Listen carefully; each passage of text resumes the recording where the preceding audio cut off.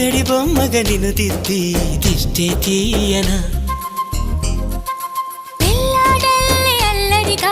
పరుగులు తీస్తుంటే కళ్ళను మూసి నలుగెట్టి లాలలు పోయనా నువ్వు నడిచి అలసిపోతుంటే అరచేతుల నిన్ను మోసేను నువ్వు కథలు చెప్పమని అంటే మన కథనే వినిపిస్తాను ఏ చింత లేదంటా నీ చింతనుంటే ఏ భాగ్యం కావాలి నాకెంతకంటే ఈ దొరసాని నాలివేణి ఇక లోకంలో ఏదైనా పోతే పోనీ ఏం చేసావు